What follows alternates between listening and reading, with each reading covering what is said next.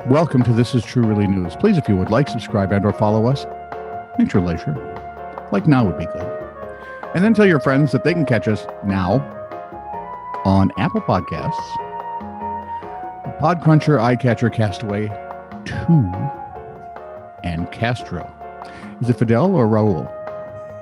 Raul. Whatever. This is True, Really News with Scott Combs and Tony Vercanis. All the news you're about to hear is true, as far as you know. Scott? Set the titter Wayback Machine. By the way, address all your emails to Scott Combs.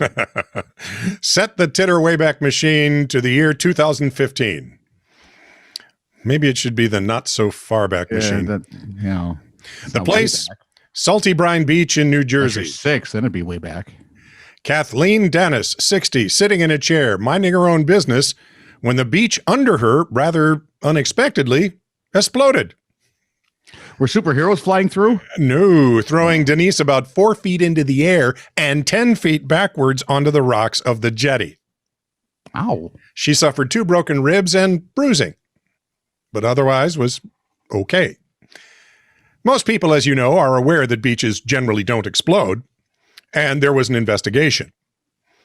Apparently, hydrogen formed by the underwater corrosion of copper in an abandoned electric cable probably caused the explosion. The hydrogen bubbles up through the sand and mixes with oxygen. All that's left is an ignition source. Which? She was smoking.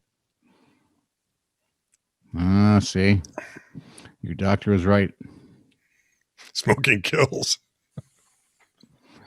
Bad for your health.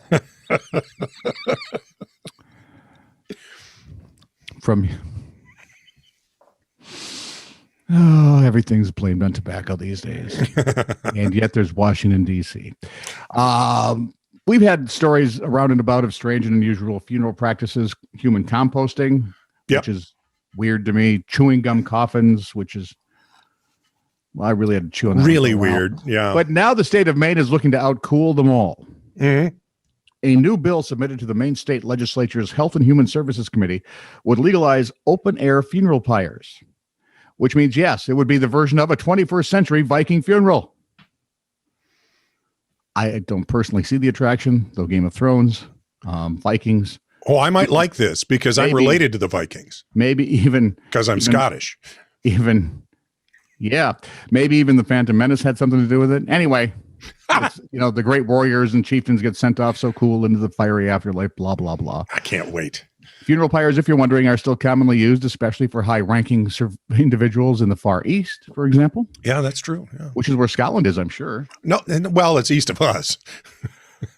Should the bill pass, nonprofit corporations in Maine would be allowed to conduct open-air cremations if they meet certain caveats, because, after all, it is the 21st century. You got to have your rules. To begin with, the cremation needs to be conducted on a property at least 20 acres in size. That the corporation owns, so you can't sneak on somebody's farm field and just light him up. Or do it in somebody's backyard without telling them. Additionally, and who would have thought, they would like only one funeral pyre allowed to be lit at a time? Okay. Why would you possibly light 2? Don't want to know. The ashes of the honored dead are then allowed to be scattered on the funeral home's property or anywhere else where law allows. As you may have guessed, some miners, some of the folks who live in Maine are very enthusiastic and hope the bill passes. Some are definitely not.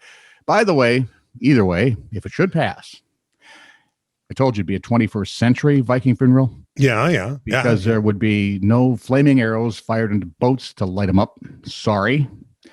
And no living slave girls to get drunk, have ritual sex with several men, and then be slain to accompany their masters to the afterlife. They frown on that these days. Well, color me unimpressed. I'm back to just cremation. Yep.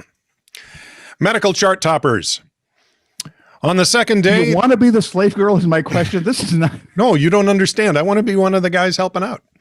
On the second day... On the second day, the knee was... She's very drunk by then, so it's okay. I'm sorry, go ahead. And we'll never know. On the second day, the knee was better. And on the third day, it disappeared. Huh? Mm-hmm. So... I feel like I've missed part of the story. Well, I think the nurse did too. Occasional, constant, infrequent headaches.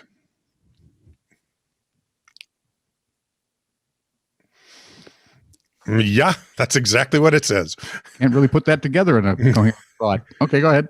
Patient lives at home with his mother, father, and pet turtle, who is presently enrolled in daycare 3 times a week. Okay, I don't know which is sadder, that he lives alone with 2 people and an mammal, critter, Whatever. amphibian, or that they have amphibian daycare. Yeah, well, Or are the parents in daycare? Well, I was thinking the Senior turtle, care. and it's one smart turtle. I'm guessing. The patient had been depressed ever since she began seeing me in 1983. That would do it. Patient experienced sudden onset of severe shortness of breath with a picture of acute pulmonary edema at home while having sex, which gradually deteriorated in the emergency room. As you would imagine, I guess. Was it the medical stuff that deteriorated, or they finally quit having the sex in the emergency That's room? the picture I have in my mind. Like, Yeah, hey, see? have you noticed we've been in the emergency room for 20 minutes? That's why you and I get along, because now I got to watch stories of the ER more closely. This is true, really news. Send email to TiTR@netradio.network.